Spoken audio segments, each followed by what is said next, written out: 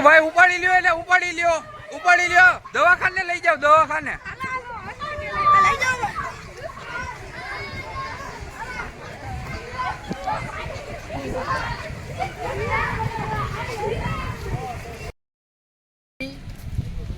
એ જે છે અણનોતરેલી હોય, બરાબર, કે આપત્તિને કોઈ આમંત્રણ આપે નહીં. તો જ્યારે જ્યારે આવી આપત્તિઓ આવતી હોય છે ત્યારે આપણે શું કરવું જોઈએ અને શું ના કરવું જોઈએ એનો આપણને પૂરેપૂરો સંપૂર્ણ ખ્યાલ હોવો જોઈએ, જેથી કરીને આપત્તિમાંથી થતા નુકસાનને આપણે વધારેમાં વધારે કઈ રીતે ઓછું કરી શકાય એના માટે આપણે આજનું આ મોક ડ્રીલ જે છે એ ફાયરની છે. શેના માટેની છે? તો જ્યારે આગ લાગી જાય, અકસ્માત થાય, હવે આગ લાગવાના કારણો ઘણા બધા હોઈ શકે. કોઈ પણ કારણોસર આગ લાગે છે તો આગ લાગે છે એ સમયે આપણે શું કરવું જોઈએ, જેથી કરીને આપણે નુકસાનને ઓછું કરી શકાય.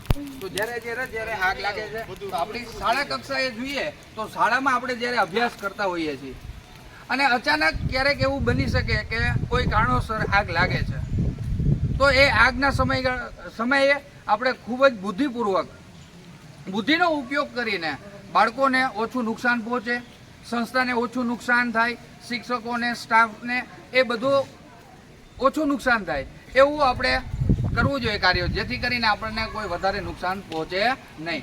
તો એના માટે આપણે શું કરવું જોઈએ? તો એના માટેના શું, આગ લાગે ત્યારે શું કરવું? તો પહેલાં તો આગ લાગે છે ને ત્યારે આપણે જે બિલ્ડિંગ જે છે એની બહાર નીકળી જવું. હવે એની પહેલાં જે બિલ્ડિંગ જે છે એ વીજ કનેક્શનથી જોડાયેલું હોય તો એ વીજ કનેક્શન તરત જ બંધ કરી દેવા જોઈએ. હવે આગ લાગે છે ત્યારે એમાં કોઈને આગનો અકસ્માતનો ભોગ બને છે કોઈ પણ વ્યક્તિ, તો એને તાત્કાલિક પ્રાથમિક સારવાર ત્યાં આપવી જોઈએ. પ્રાથમિક સારવાર આપ્યા પછી એનાથી પણ વધારે કોઈ વ્યક્તિને નુકસાન પહોંચે તો એને હોસ્પિટલાઇઝ કરવા જોઈએ, બરાબર. અને હોસ્પિટલાઇઝ કરીએ અને જેમ બને એટલી ઝડપથી એમને હોસ્પિટલ પહોંચાડવા જોઈએ, કે જેથી કરીને આપણા જીવ જે છે એ ખૂબ જ અગત્યનો હોય છે. એટલા માટે કોઈ પણ આપત્તિમાં સેફટી હોવી જોઈએ, જેથી કરીને આપણા દરેક વ્યક્તિના જીવ અમૂલ્ય હોય છે, તો આપણે એ લોકોને જીવતા બચાવી શકીએ. અવારનવાર આપણે ઘણી વખત બનાવો જોયા, બરાબર. સુરતમાં તક્ષશિલા કાંડ, જે ક્લાસીસમાં આગ લાગી હતી, ઘણા બધા વિદ્યાર્થીઓ દાઝી ગયા હતા, ઘણા બધાના મૃત્યુ થયા. ત્યારબાદ આપણે રાજકોટમાં TRP ઝોનમાં આગ લાગી હતી, એ સમયગાળામાં પણ ઘણા બધા વ્યક્તિના મૃત્યુ થયા. જો આપણને પહેલાથી જ ખબર હોત કે અહીંયા આગ લાગવાની છે તો આપણે એ જગ્યાએ જાત નહીં. પણ આ જ્યારે અકસ્માતનું કોઈ પહેલેથી જાણ હોતી નથી, તો એવા સમયગાળામાં આપણે શું કરાય? હવે જ્યારે આગ લાગે છે તો ત્યારે આપણે એને કંટ્રોલ કરવા માટે શું કરીએ છીએ? તો ફટાફટ એ બિલ્ડિંગમાંથી બહાર નીકળીએ છીએ. બહાર નીકળીને ખુલ્લા મેદાનમાં આવી જઈએ છીએ, બરાબર.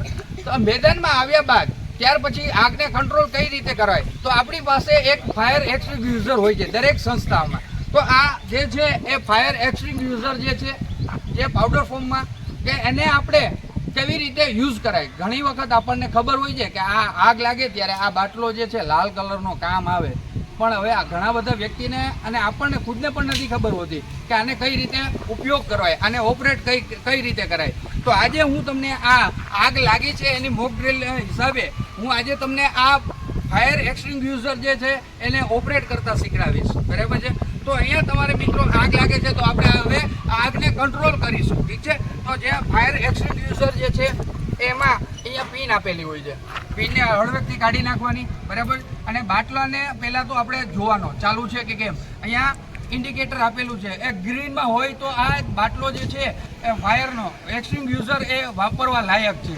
જો એ ગ્રીનમાં નથી તો એ નોન યુઝેસ બાટલો છે, બરાબર. તો એનો ઉપયોગ થઈ શકતો નથી. આપણે અત્યારે ગ્રીનમાં છીએ એટલે આપણે કઈ રીતે કંટ્રોલ કરીએ છીએ, તો ચલો આવું જોઈએ આપણે આગને કઈ રીતે કંટ્રોલ કરાય છે.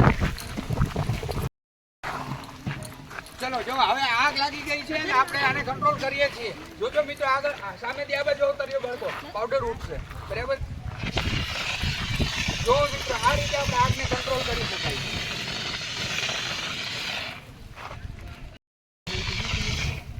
તો આ આપણે આગને ઘણા હિસાબે કંટ્રોલ કરી શક્યા. શું કામ ને?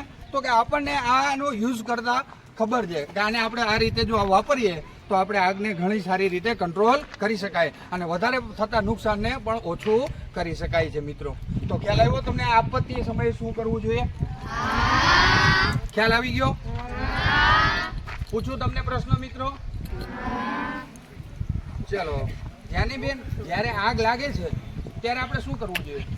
આગ લાગે ત્યારે ત્યાંથી બહાર નીકળી જવું જોઈએ અને અંદર જે હોય તેને બચાવવા માટે અને આગથી દઝાઈ જાય તો એની ફટાફટ સારવાર કરવી. સેફટીના સાધનોનો ઉપયોગ કરીને અગ્નિશામક વસ્ત્રો પહેરીને એમના બચાવ રાહત કાર્યમાં જોડાઈ જવું. યસ, વેરી ગુડ, ખૂબ જ સરસ. બરાબર છે. જ્યારે આગ લાગે છે ત્યારે પ્રથમ વખત બિલ્ડિંગમાંથી કઈ રીતે બહાર આવવું? ચલો ભાઈ. જે આપણે સ્કૂલમાં આપણે ઇમરજન્સી એક્ઝિટ આપેલી હોય ત્યાંથી પ્રથમ વખત બહાર આવવું અને જ્યાં વીજળીના થાંભલાઓ ન હોય એનાથી દૂર રહેવું. ઓકે, વેરી ગુડ, ખૂબ જ સરસ. તો ખ્યાલ આવ્યો બાળકો? Okay, thank you. તો હિતેશ સાહેબે આપણે આજરોજ ખૂબ જ સુંદર રીતે આગ લાગે ત્યારે બચવું કઈ રીતે એની ખૂબ જ સુંદર છે એ સારી એવી માહિતી આપણે બધાએ આપી. તો આ તકે આપણે સૌ કોઈ હિતેશ સાહેબને આપણે જોરદાર તાળીઓ સાથે વધાવીએ. આવીને આવી માહિતી જે ખરેખર જરૂરી માત્ર પુસ્તકની અંદર વાંચેલું તો છે જ, પણ એને પ્રેક્ટિકલ રીતે આપણા જીવનની અંદર જો આવડી જાય તો આપણે ભવિષ્યની અંદર ખૂબ મોટી મોટી મુશ્કેલીથી આપણે બચી શકીએ છીએ. તો આવી જ નવી નવી જાણકારી માટે અમારી સાથે જોડ્યા રહો. Thank you very much.